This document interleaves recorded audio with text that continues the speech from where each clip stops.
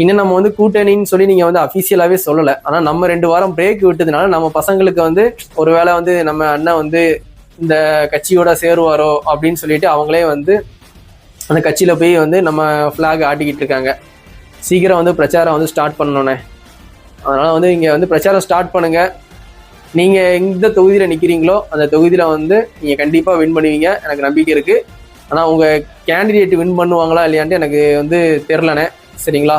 ஏன்னா வந்து மக்கள் வந்து எப்படி முடிவெடுக்க போறான்னு தெரில. நீங்க வந்து மாநாட்டில் சொல்லியிருந்தீங்க அந்த மாதிரி வந்து 234 தொகுதியிலையும் வந்து நான் நிக்கிறேன்னு நினைச்சு எனக்கு ஓட்டு போடுங்க அப்படின்ட்டு.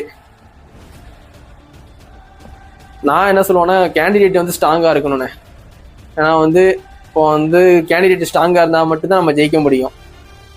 நீங்க நினைச்சு வந்து யாருக்கும் ஓட்டுலாம் ஆளுங்க போடுவாங்களான்னு எனக்கு தெரியல.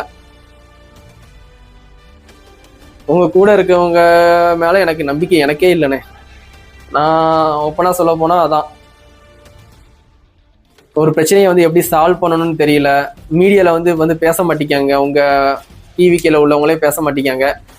இன்ஸ்டாகிராம்ல போஸ்ட்லயும் ஸ்டோரியில மட்டும் 200 ரூபா கொத்தடிமை வாங்குற உங்களுக்கே அவ்வளவு இருந்தா, சின்ன வயசுல இருந்து நாங்க விஜய்க்கு ஃபேனா இருக்கோம், எங்களுக்கு எவ்வளவு இருக்குன்னு சொல்லிட்டு இந்த மாதிரி பஞ்சு டீலாக வச்சுக்கிட்டு இருக்காங்க. இதெல்லாம் யாருன்னே பார்த்து ரசிப்பா. அரசியல்னு வந்துட்டா களத்துல இறங்கி மீடியால பேசணும். அப்பதான் வந்து பொதுமக்கள்கிட்ட போய் ரீச் ஆகும்.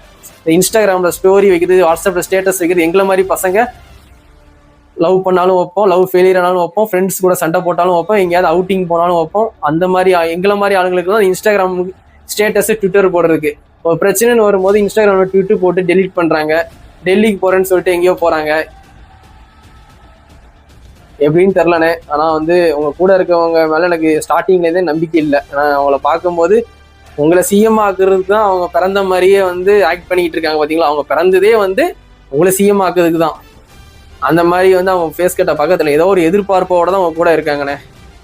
நீங்க என்ன முடிவு எடுத்தாலும் கொஞ்சம் பார்த்துடுங்க.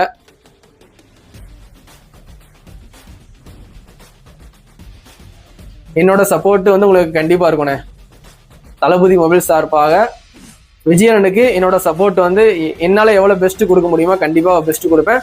நீங்க எந்த தொகுதியில நிக்கிறீங்களோ அந்த தொகுதியில வந்து நான் கண்டிப்பா நீங்க ஜெயிப்பீங்க. நானும் வந்து உங்களுக்காண்டி வந்து எஃபர்ட் போட்டு நான் வந்து ஓட்டு கேட்பேன். நீங்க நிக்கிற தொகுதியில மட்டும்தான். ஆனா நீங்க மத்த தொகுதியில 234 பேரை நீங்க இறக்குவீங்க, அந்த தொகுதியில வந்து நான் வந்து ஹெல்ப் பண்ண மாட்டேன். நான் என்னோட விசுவாசம் உங்களுக்கு மட்டும் தானே. உங்களுக்கு மட்டும்தான். நான் உங்க பேர்ல வேற யாராவது வந்து கேண்டிடேட்டா நிற்கும் போது அவங்களுக்கு என்னோட விசுவாசம் இருக்காது. என்னோட விசுவாசம் உங்களுக்கு மட்டும் தான் சப்போர்ட் பண்ணுவேன்.